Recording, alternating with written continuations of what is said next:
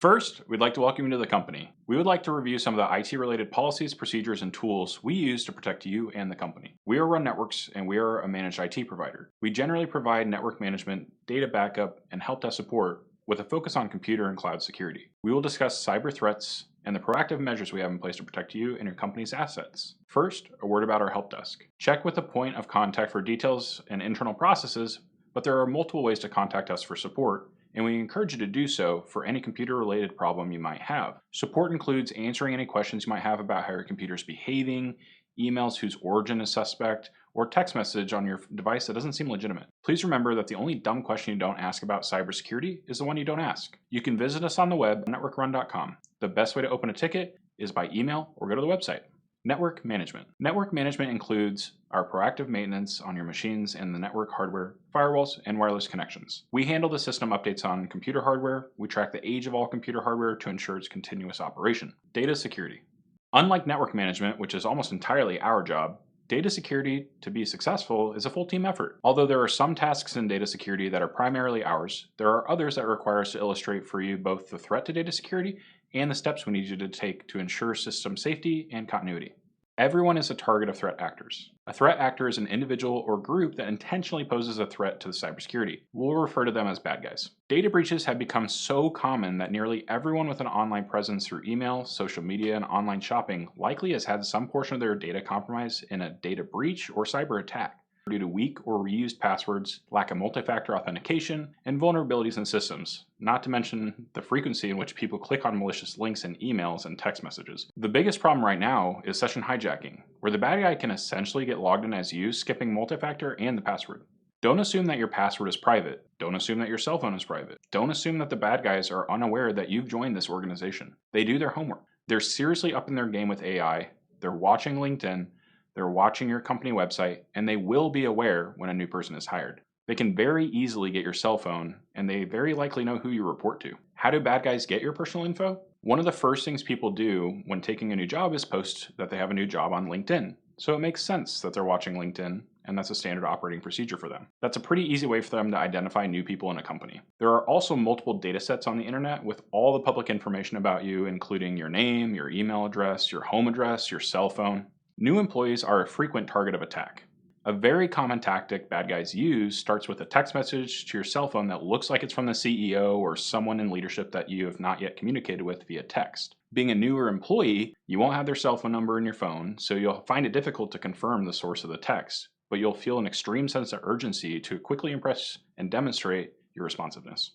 If not via text, this might occur via email that is typically not a corporate email, but is a Gmail account that you might think is the CEO's personal email account. In both scenarios, you have very little information to confirm who the sender is, but a high need to impress your new bosses. Remember, these scenarios are either phishing, which is email, or smishing, which is a text attempt. You will be targeted by name and provided with fake stories similar to the CEO has an important meeting and can't be interrupted. You will then be asked for a favor and for quick assistance, perhaps even asking you to not tell anyone. But you'll be asked to do something you never otherwise do, such as run an errand to get some gift cards or sensitive information and send it to the fake CEO. You'll be encouraged to skip all the processes the company has and to jettison your better judgment.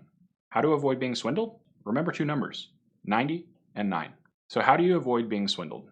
90% of cybercrime occurs via text and email. Research indicates that a 9-second pause is all it takes for people to successfully evaluate the validity of a request arriving via text or email. The main practice to adopt is to pause for everything that comes in through text message, email, or voicemail. You are under no obligation to respond immediately. Absolutely everyone can wait 9 seconds for you to evaluate a text message, email, or voicemail. If you are uncertain in the least, always verify out of channel. That means do not respond directly to the text or email, whatever the sending channel is. Instead, call either 1, the person directly using a known telephone number, or 2, run network support. If you see something, say something. We are always here to assist you with these important security precautions.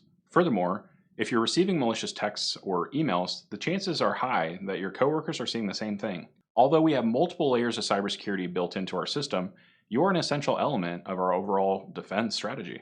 Let us know if you see anything that arouses your suspicion. A telltale signs of a scam.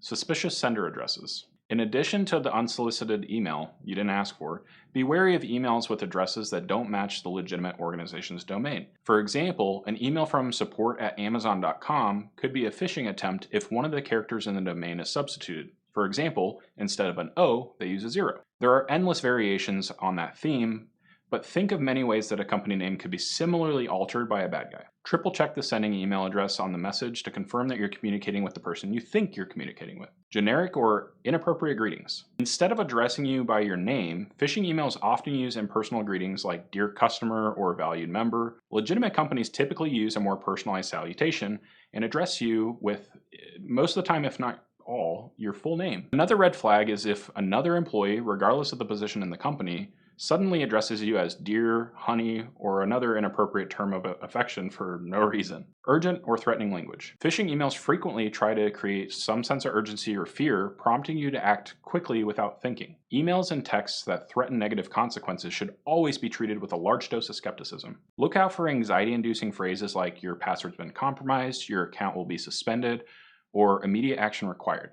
The bad guys are counting on creating anxiety and providing instant relief by clicking on the malicious link. Requests for personal information. Legitimate organizations never ask for sensitive information like passwords, social security numbers, or credit card details via email or text. If your company needs that information, it will, or at least should, only contact you directly, and you should only supply it directly in person or via a verified phone number. Suspicious links and attachments. Don't click links, at least until you verified them. Use your mouse to hover over links and examine the information that pops up. For example, if an email is allegedly from PayPal, but the domain or the address of the link does not include paypal.com, the email is fraudulent. If the domain name doesn't match, don't click. Requests for credentials, payment information, or other personal details. One of the most sophisticated types of phishing email is an attacker's use of fake websites that the recipients are directed to by a link in an official-looking email that contains stolen company imagery and lots of company public advertising language. The email will be requesting money, often payments for an overdue bill. The fake website will have a login box that will collect your and your company's private financial information and then steal as much money as possible.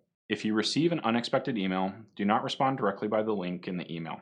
Instead, call an appropriate official in the company who supposedly sent the email on a known phone number to verify the payment issue. If the request seems out of line, confirm the request out of channel. We cannot stress this enough, especially until you get to know the other people in the office and get settled enough to know a typical request.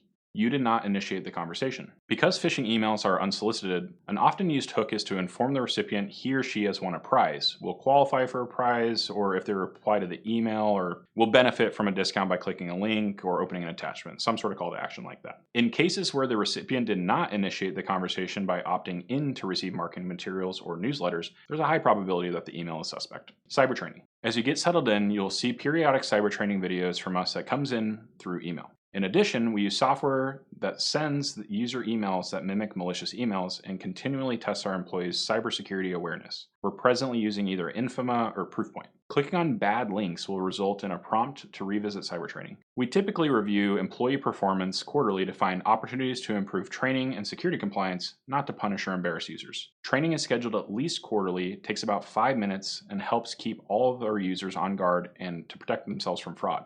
Cyber insurance. Cyber insurance has become an essential component of doing business due to the cost, difficulty, and the expertise needed to recover from a successful cyber attack. Cyber insurance claims have steadily increased both in frequency and cost of the claim. In response, cyber insurers are requiring cyber training and reporting on the level of compliance with those trainings. In the event that your company has a significant data breach and finds the need to file a claim, the insurer will likely want to audit training compliance before it agrees to cover the claim. Please take the trainings for all the above reasons seriously. Summary. This concludes the initial employee cyber training. Thank you for watching, and feel free to visit networkrun.com and click Client Support to open a ticket or to contact us.